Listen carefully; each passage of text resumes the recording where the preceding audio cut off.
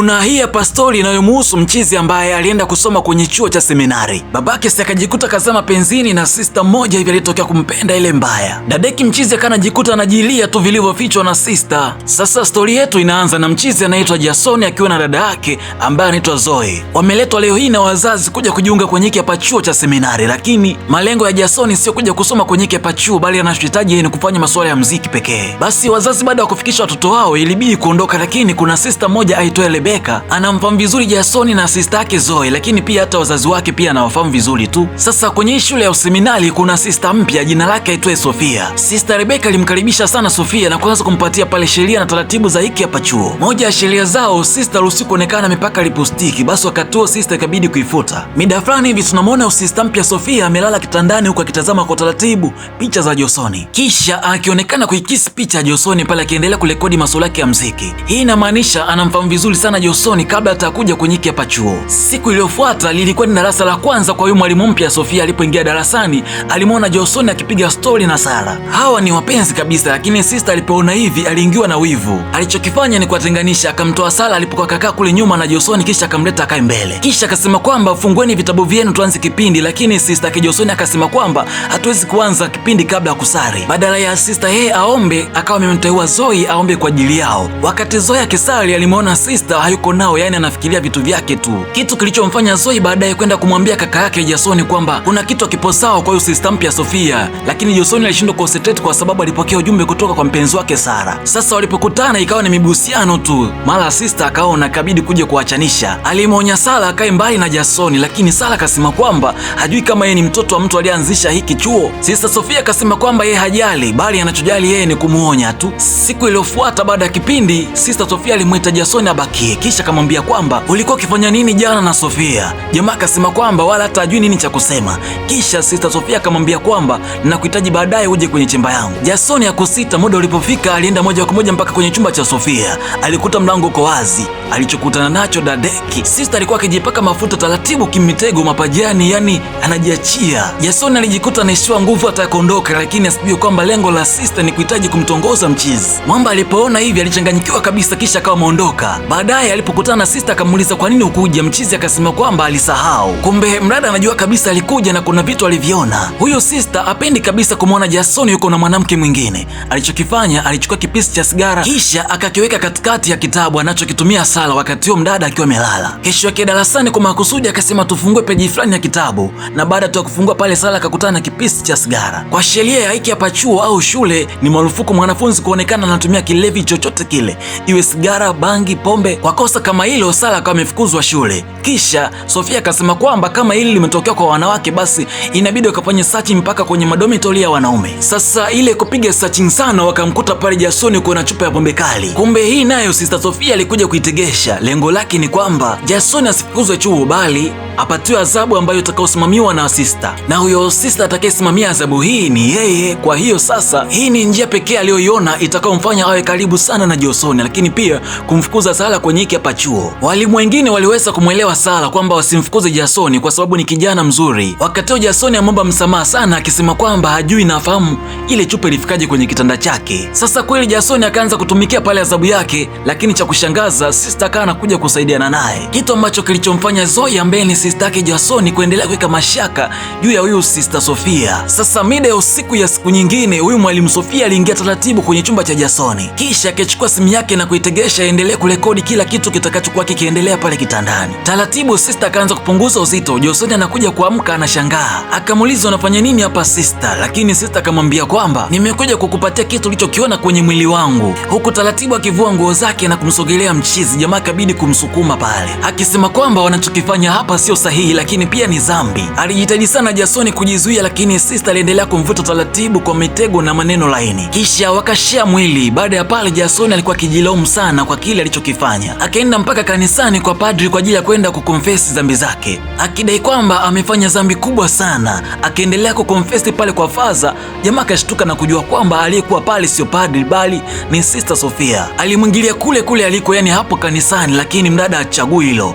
Pale pale jamaa kala tena show. Midinyano ikaendelea kinamna hiyo. Sasa kuna hii hapa siku, kuna faza moja akiwa anaongea na Sister Rebecca kwamba akidai anamfahamu vizuri sana Sister Sofia, akidai kwamba hataondoka hapa mpaka atakapoonana naye, maana ni siku nyingi sana zimepita. Sasa Sofia tunayemfahamu sisi ni huyu hapa, lakini aliposikia hivi alijawa na hofu sana. Mwalimu Rebeka alimfuata Sister Sofia na kumwambia kwamba kuna Faza amekuja kukuulizia, lakini Sister Sofia kadai kwamba amepata dharura kidogo, ataondoka hivyo atakuja kwa wakati mwingine. Kumbe alichokifanya ni alienda kuchukua loji kisha akamwita Jasoni. Anahitaji kuspendi naye mpaka pale ambapo huyo Faza atakapoondoka kwenye ile pale shule. Ilifikia wakati ambapo Jasoni anaanza kumtilia shaka Sister Sofia, akishangaa kwamba mbona kila sehemu anapokuwa anaenda anakutana na Sister Sofia. Je, anamfuatilia? Lakini Sister kamwambia kwamba anachohitaji yeye ni kuenjoy kwa wakati walionao ambao mafaza wanashindwa kuelewa nini wanachokikosa. Jasoni aliona ni kama vile upuuzi anaoendekeza hapa ni dhambi kubwa anaoifanya, kama kuondoka. Kisha akaenda hadi nyumbani kwa wazazi wake, kwa sababu tayari alikuwa kashatoka nje ya shule, ikabidi kwenda kuongea na baba yake akiwa na mawazo sana. Kwa mara hii mzee alikubali kumsupport mchizi katika masuala yake ya muziki. Sasa kuna hii hapa siku Sister Sofia akawa amepaki pale gari lake akiendelea kumfuatilia Jasoni. Mara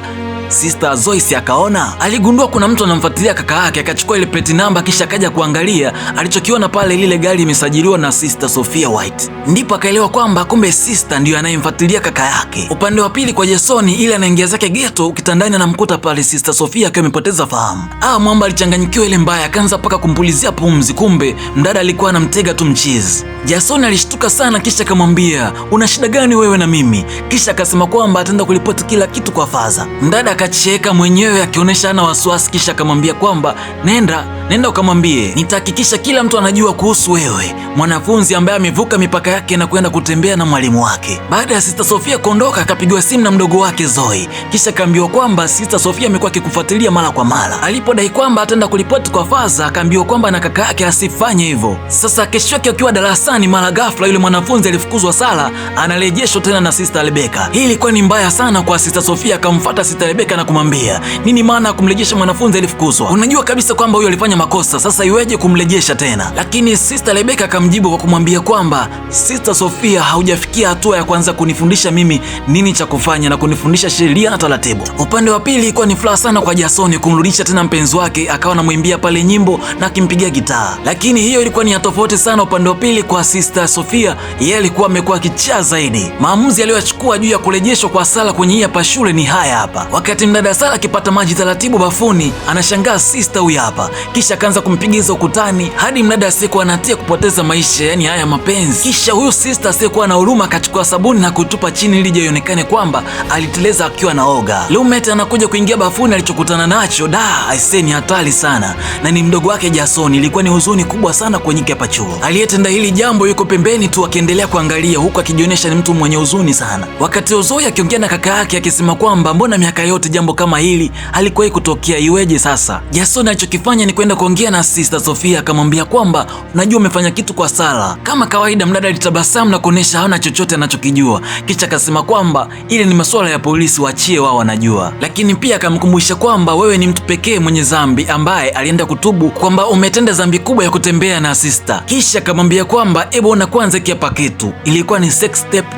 ambayo alirekodi ile siku ya kwanza kabisa, na kumwambia kama atasubutu kutoa siri yoyote kwa Faza, basi hii video itatambaa mtandaoni na kila mtu atajua kwamba yeye ametembea na Sister. Upande wa pili kwa Sister Rebeka alipokea simu kutoka kwa mtu ambaye anasema kwamba yeye ni anti yake Sister Sofia na muda mrefu hajawasiliana naye. Alifanya utaratibu wa kumtafuta kwa kupeleka maua, lakini alichokutana nacho ni mtu mwingine. Kidogo Sister Rebeka akapata wasiwasi. Sasa tukija upande wa pili kwa mtu na mdogo wake, walikaa kuongea na jamaa akafunguka yote kwa Sister yake kwamba Sister Sofia ana sex tape yake, na hiyo tape ndio inamfanya jamaa asiwezi kufunguka kwa Faza. Aliambiwa kwamba kama atasema chochote kuhusiana na kifo cha Sara, basi hiyo sex tape itasambaa mtandaoni. Upande wa pili babake tayari mambo yameshaanza kuchangamka. Sister Rebeka alimuita Sister Sofia kisha wakaingia kwenye chumba chake, akamwambia tangu uliporipoti kwenye hapa shule mambo yameanza kwenda tofauti. Angalia, nimempa suspension mwanafunzi wangu muhimu sana. Ulinidanganya juu ya kifo cha anti yako, lakini kumbe anti yako wala hata hajafa na yuko hai na anakutafuta. Akasema kwamba juu ya haya yote ninaenda kumwambia Faza. Sister Sofia alichokiona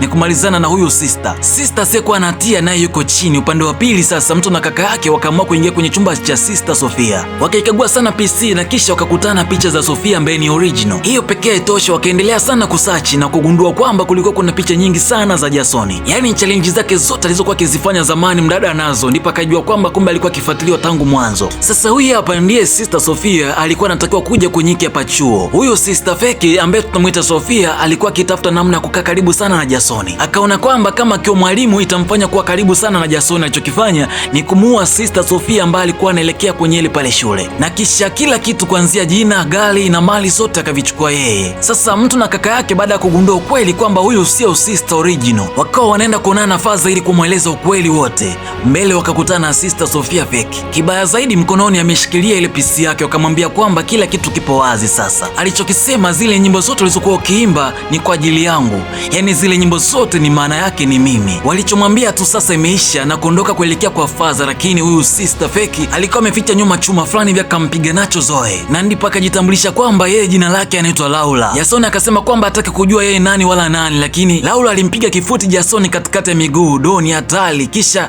anahitaji kumalizia Zoe. Kabla hajafanya jambo lolote lile, anatokea pale Sister Rebecca na kutoa msaada. Kumbe alikuwa hajapoteza maisha, kwa bahati mbaya kama ingia tena kwenye mikono ya Laura. Alimkaba Jason ile kucheki mfukoni, akagundua kwamba alikuwa na pisipisi, akichukua kisha kenda akamchoma nayo Laura.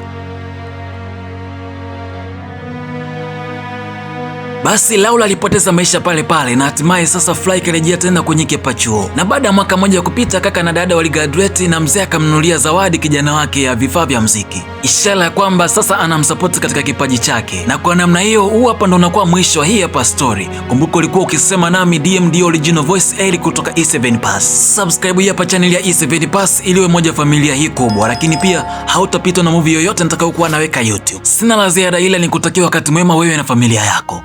Bye.